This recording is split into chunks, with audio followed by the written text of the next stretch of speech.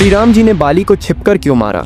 इसके पीछे का सबसे बड़ा कारण हनुमान जी ही थे। आखिर ऐसा क्या हुआ था कि श्री राम जी को बाली को छिपकर मारना पड़ा? और क्या श्री राम जी भी डरते थे कि अगर वो बाली के सामने गए तो बाली उनकी आधी शक्ति हर लेंगे और कहीं बाली उन्हें हरा न दे? और इस कहानी में हम ये भी जानेंगे कि क्या हुआ जब बाली ने हनुमान जी को युद्ध के लिए ललकारा। तो चलिए शुरू करते हैं आज की कहानी। कथा में आगे बढ़ने से पहले बाली के बारे में कुछ बातें आपको जान लेना चाहिए। कथाओं में ऐसा कहा गया है कि बाली इंद्र के धर्मपुत्र थे और इंद्रदेव से ही उन्हें एक अजेय माला मिली थी, जिसे पहनकर बाली की शक्तियां 1000 गुना बढ़ जाती थीं।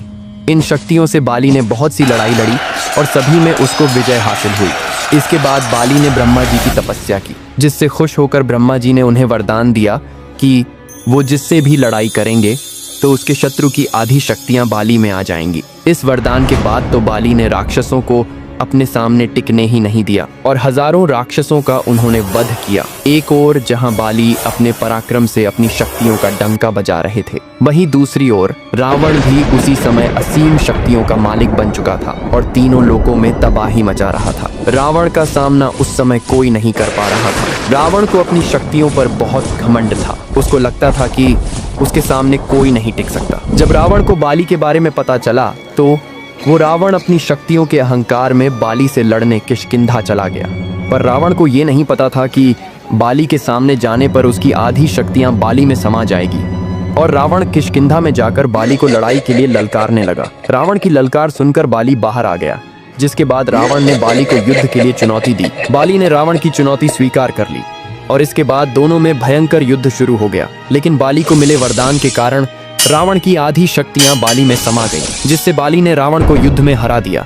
इसके बाद बाली ने रावण को अपना बंदी बना लिया। रावण से जीतने के बाद बाली को अपनी शक्तियों पर बहुत ज्यादा घमंड हो गया था और अपनी ताकत दिखाने के लिए रोज रावण को अपनी बगल में लेकर घूमने जाने लगा। इसके बाद रावण ने बाली से माफी मांगी और दोनों के बीच मित्रता हो गई। लेकिन इसके बाद बाली का घमंड आसमान छूने लगा। एक दिन बाली अपनी शक्ति के घमंड में चूर जंगलों में घूम रहा था और पेड़ पत्थरों को उखाड़ उखाड़ कर फेंक रहा था। उसी जंगल में हनुमान जी श्री राम जी का जप कर रहे थे। जब बाली हनुमान जी के पास पहुंचे तो उन्होंने हनुमान जी से कहा कि क्या पूरे दिन राम नाम जपता है? राम नाम को छोड़कर अपने राजा बाली का जप करो। हनुमान जी ये सुनकर मंद मंद मुस्कुराए और वापस अपनी भक्ति में लीन हो गए। ये देखकर बाली को बहुत गुस्सा आया। बाली ने हनुमान जी से कहा कि मैं तुम्हारे राम से ज्यादा शक्तिशाली हूँ और कहा कि अगर तुम्हारे राम मेरे सामने आ जाए तो मैं उन्हें भी हरा सकता हूँ। जब तक बात खुद पर थी तब तक हनुमान जी ने कुछ नहीं कहा, लेकिन जब बात उनके प्रभु पर आई तो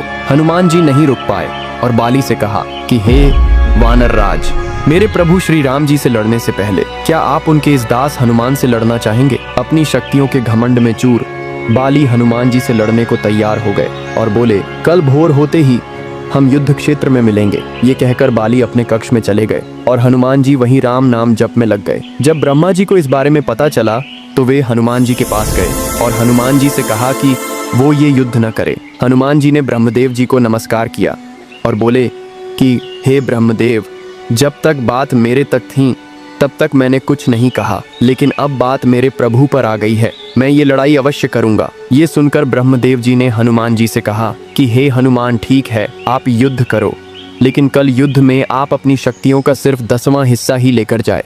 बाकी शक्तियां श्री राम जी के चरणों में छोड़ जाएं और युद्ध के बाद वो शक्तियां आप वापस ले लेना। हनुमान जी ने ब्रह्मदेव जी की बात मान ली और अगले दिन युद्ध में अपनी शक्तियों का सिर्फ 10% हिस्सा ही वो अपने साथ लेकर गए। बाली ने सोचा कि हनुमान एक छोटा सा वानर मात्र है, इसे तो मैं इसकी बिना शक्तियां लिए ही हरा दूंगा। और दोनों के बीच युद्ध छिड़ गया। हनुमान जी जब लड़ाई में विजयी होने लगे तो बाली ने हनुमान जी की आधी शक्तियां लेने का आह्वान किया और जैसे ही हनुमान जी की शक्तियां बाली में जाने लगी तो बाली का शरीर धीरे धीरे विशालकाय होने लगा। बाली समझ नहीं पा रहा था कि ये क्या हो रहा है।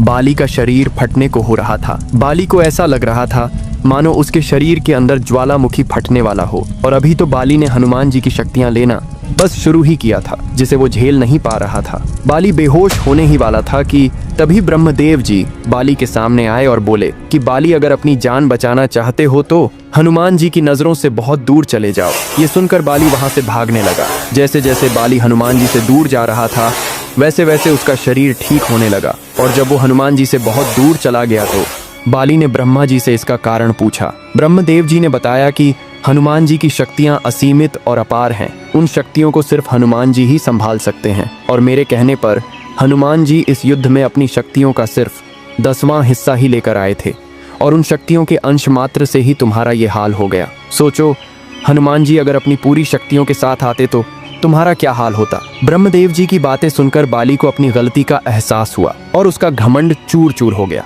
इसके बाद बाली ने हनुमान जी से माफी मांगी और हनुमान जी से कहा कि हनुमान जी, आपके अंदर असीमित शक्तियां हैं, लेकिन फिर भी आप इतने शांत कैसे रहते हो। और ये कहकर बाली हनुमान जी से माफी मांगने लगे। हनुमान जी ने कहा कि अगर माफी मांगनी ही है तो प्रभु श्री राम जी से मांगिए, मैं तो उनका एक छोटा सा भक्त हूँ। और ये कहकर हनुमान जी ने बाली को अपने गले लगा लिया। इसके बाद बाली श्री राम नाम का जयकारा लगाने लगे और ये युद्ध शुरू होने से पहले ही खत्म हो गया। अब बात करते हैं श्री राम जी ने बाली को छिपकर क्यों मारा। दरअसल इसके पीछे के कुछ तथ्य रामायण में लिखित है। श्री राम जी सुग्रीव को अपना मित्र बना चुके थे और उन्हें वचन दे चुके थे कि वो बाली का वध अवश्य करेंगे, क्योंकि बाली के पापों का घड़ा भर चुका है और क्षत्रिय होने के नाते उनको ये आदेश था कि अगर कहीं भी कोई पाप करता है तो पापियों को दंड अवश्य दिया जाए। बाली ने सुग्रीव को अपने राज्य से निकालकर सुग्रीव की पत्नी रोमा पर जबरन अपना हक जमा लिया था, जिसकी सजा सिर्फ मृत्यु थी।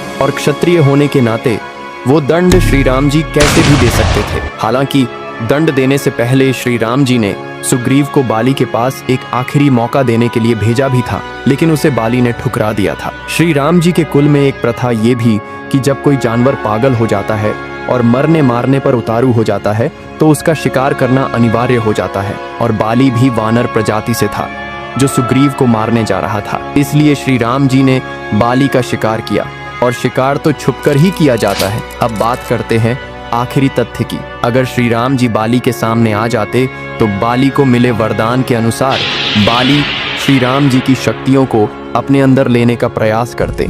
और जैसा कि आप सब जानते हैं कि श्री राम जी के भक्त हनुमान जी की क्षण भर शक्तियों से बाली का शरीर फटने को हो गया था, तो श्री राम जी तो स्वयं नारायण भगवान थे और अगर ऐसा होता तो बाली उसी वक्त मर जाता। ब्रह्मा जी के वरदान की लाज रखने के लिए श्री राम जी ने बाली को छिप कर मारा था। तो बोलो जय श्री राम। और अगर आज की कहानी आपको अच्छी लगी हो तो लाइक, सब्सक्राइब और कमेंट जरूर करें।